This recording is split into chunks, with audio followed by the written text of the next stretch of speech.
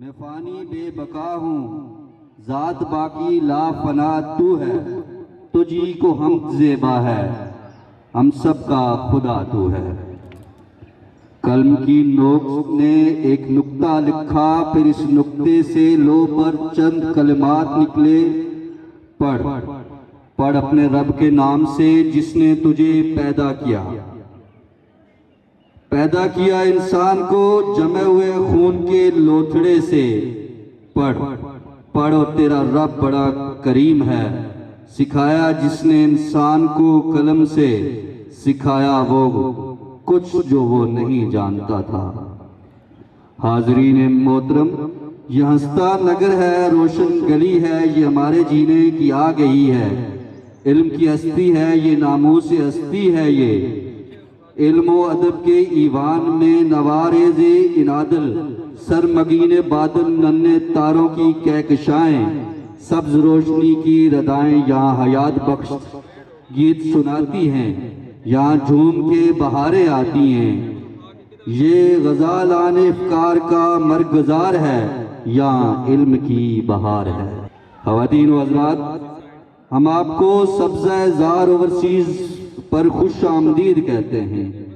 ابتدا ہے اس عظیم رب کے نام سے جس نے جہاں کے اندھیروں کو ضیاء علم کی قبا عطا کی، اور Pakistan overseas higher secondary school کو یہ سعادت بخشی کہ بے شمار اہل علم مستیاں اس درسگاہ کے سائے میں جمع ہیں۔ گلشن اوورسیز اثر نو شاداب ہے۔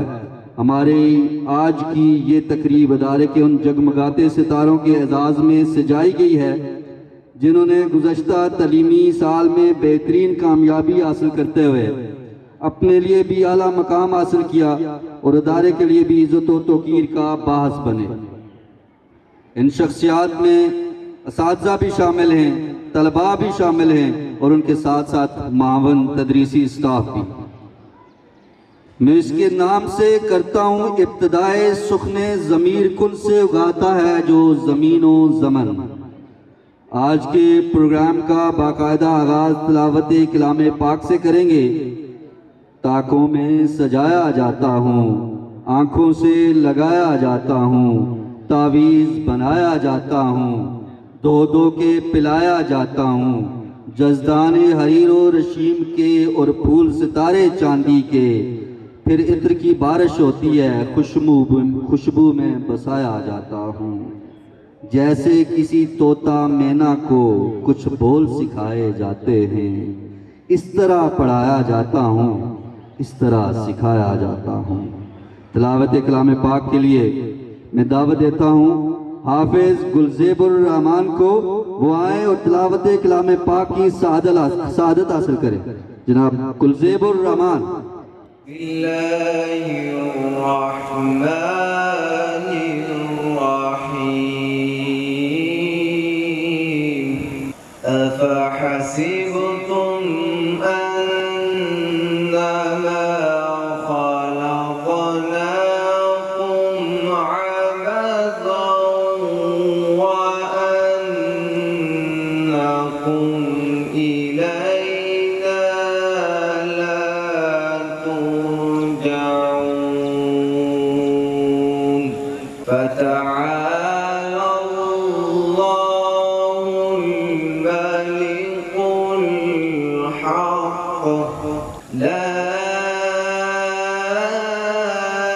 إله إلا هو رب العرش الكريم أفحسبتم أنما خلقناكم عبثا وأنكم إلينا لا ترجعون فتعالى الله